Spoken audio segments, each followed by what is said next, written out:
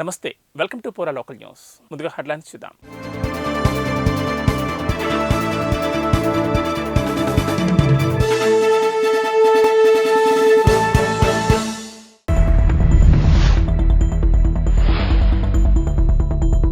Micron company సీఈఓకు ముఖ్యమంత్రి రేవంత్ రెడ్డి భరోసా.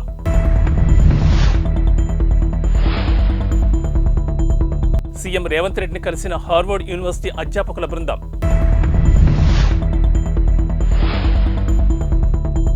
Uppal cross road నుంచి సంక్రాంతికి ఇంటికి వెళ్తున్నారా? అయితే టీఎస్ఆర్టీసీ అలర్ట్ మీకోసమే. పరిశ్రమల అభివృద్ధికి తెలంగాణ ప్రభుత్వం నుంచి సంపూర్ణ సహకారం ఉంటుందని మైక్రాన్ కంపెనీ సీఈఓ సంజయ్కి ముఖ్యమంత్రి రేవంత్ రెడ్డి హామీ ఇచ్చారు.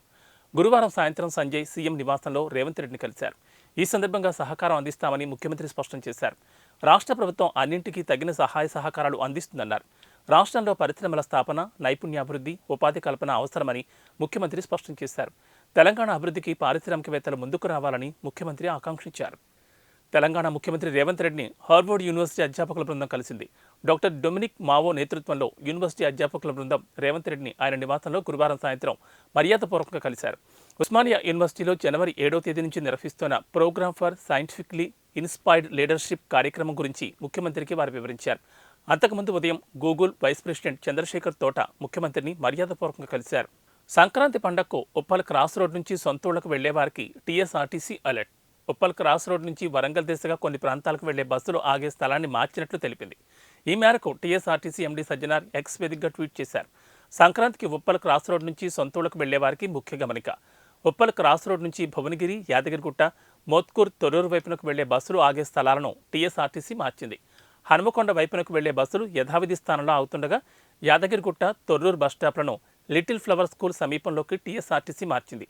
ఒక్కో బస్టాప్ను 300 మీటర్ల గ్యాప్తో ఏర్పాటు చేసింది. మహాలక్ష్మి పథకం నేపథ్యంలో మహిళల రద్దీ దృష్ట్యా ఈ నిర్ణయం తీసుకుంది. కాబట్టి ఈ సంక్రాంతికి రెగ్యులర్, స్పెషల్ బస్సులన్నీ ఉప్పల్ క్రాస్ రోడ్ సమీపంలోని ఈ బస్ స్టాప్ నుంచే బయలుదేరతాయి. ప్రయాణికులందరూ ఈ విషయాన్ని దృష్టిలో ఉంచుకుని క్షేమంగా గమ్యస్థానాలకు చేరుకోవాలని టీఎస్ఆర్టీసీ కోరుతోందని సజ్జనార్ ట్వీట్ చేశారు. ఇటీవల శాసనసభలో కాంగ్రెస్ పార్టీకి తాము ట్రైలర్ మాత్రమే చూపించామని, ఇక ముందు సినిమాను చూపిస్తామని బీఆర్ఎస్ సిద్దిపేట ఎమ్మెల్యే హరీష్ రావు అన్నారు. గురువారం ఆయన మాట్లాడుతూ తెలంగాణ ప్రయోజనాలు కాపాడడం బీఆర్ఎస్ వల్లే సాధ్యమవుతుందన్నారు. కాళేశ్వరం ప్రాజెక్టు, విద్యుత్ అంశాల్లో తమ హయాంలో భారీ అవినీతి జరిగిందని కాంగ్రెస్ నాయకులు అబద్ధ ప్రచారం చేస్తున్నారని విమర్శించారు. ఇక ముందు వారికి సినిమాను చూపిస్తామన్నారు. పార్టీ కార్యకర్తలను కాపాడుకోవడానికి ఓ ట్రస్ట్ ఏర్పాటు చేయనున్నట్లు తెలిపారు. అలాగే అక్రమ కేసుల నుంచి కాపాడుకోవడానికి లీగల్ సెల్ని ఏర్పాటు చేసుకుంటామన్నారు. కేంద్ర మంత్రిగా ఉన్న కిషన్ రెడ్డి తెలంగాణకు ఒక్క ప్రాజెక్టును కూడా తీసుకురాలేదని విమర్శించారు. రానున్న లోక్సభ ఎన్నికల్లో కాంగ్రెస్ పార్టీని రాష్ట్రంలోని 17 స్థానాల్లో గెలిపించమే లక్ష్యంగా పనిచేస్తామని తెలంగాణ మంత్రి పొన్నం ప్రభాకర్ అన్నారు. అసెంబ్లీ ఎన్నికల్లో పార్టీకి పట్టం కట్టిన ప్రజలు పార్లమెంట్ ఎన్నికల్లోనూ తమ పార్టీ వైపే చూస్తున్నారన్నారు. రాష్ట్రంతో పాటు కేంద్రంలోనూ కాంగ్రెస్ ప్రభుత్వం ఉంటేనే తెలంగాణకు మరిన్ని నిధులు వస్తాయన్నారు. రానున్న లోక్సభ ఎన్నికల్లో అనుసరించాల్సిన వ్యూహంపై పార్టీలో చర్చించామన్నారు. రానున్న లోక్సభ ఎన్నికల్లో కాంగ్రెస్ 17 లోక్సభ స్థానాలకు గాను 14 చోట్ల ఖచ్చితంగా గెలుస్తుందని మంత్రి ఉత్తమ్ కుమార్ రెడ్డి ధీమా వ్యక్తం చేశారు. నల్గొండ లోక్సభ స్థానం నుంచి కాంగ్రెస్ పార్టీ అభ్యర్థిని 3 లక్షలకు పైగా మెజార్టీతో గెలిపిస్తామన్నారు. లోక్సభ ఎన్నికల్లో అనుసరించాల్సిన వ్యూహాలపై పార్టీలో చర్చించినట్లు తెలిపారు.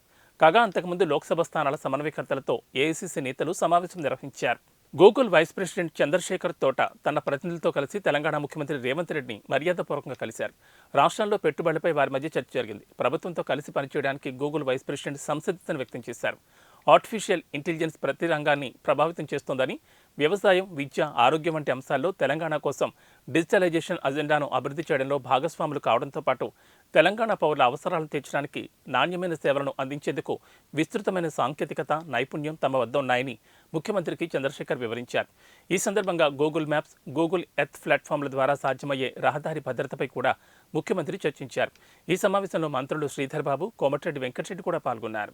భారత వాతావరణ విభాగం ఐఎండీ కీలక ప్రకటన చేసింది. వాతావరణ పరిస్థితులను చిన్నకారు రైతులు గ్రామీణ స్థాయిలో సైతం తెలుసుకునేందుకు వీలుగా మొత్తం 12 భారతీయ భాషల్లో గ్రామ పంచాయతీ స్థాయిలో వాతావరణ అంచనాలను విడుదల చేయనున్నట్లు వెల్లడించింది. వచ్చే వారం నుంచి ఇంగ్లీష్, హిందీతో పాటు ఇతర భాషల్లో సమాచారాన్ని అందించనున్నట్లు IMD director general Mrutyunjay Mohapatra గురువారం తెలిపారు. పంచాయతీ వాతావరణ సేవ ద్వారా సమాచారాన్ని పొందవచ్చని అన్నారు.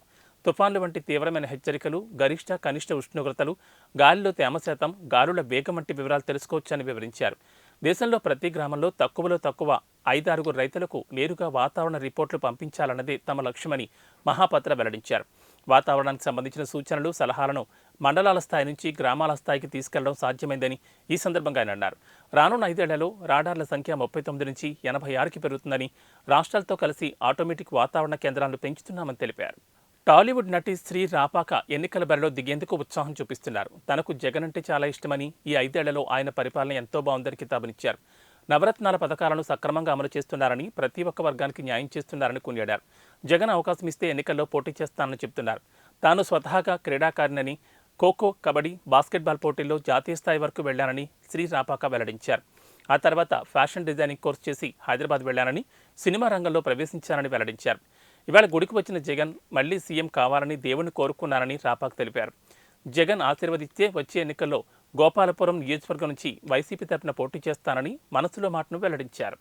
టీమిండియాతో 5 టెస్టుల సిరీస్ కోసం ఇంగ్లాండ్ జట్టు భారత పర్యటనకు వస్తోంది. జనవరి 25 నుంచి హైదరాబాద్లోని ఉప్పల్ స్టేడియంలో టీమిండియా ఇంగ్లాండ్ తొలి టెస్ట్ జరగనుంది. కాగా ఈ మ్యాచ్కు తెలంగాణలోని ప్రభుత్వ గుర్తింపు ఉన్న పాఠశాలల విద్యార్థులకు ఉచిత ప్రవేశం కల్పించనున్నారు.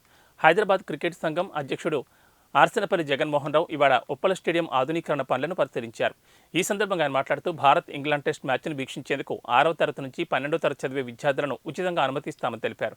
అయితే విద్యార్థులకు నేరుగా అనుమతి ఉండదని, ఆయా పాఠశాలల ప్రిన్సిపాల్స్ దరఖాస్తులు పంపించాల్సి ఉంటుందని తెలిపారు.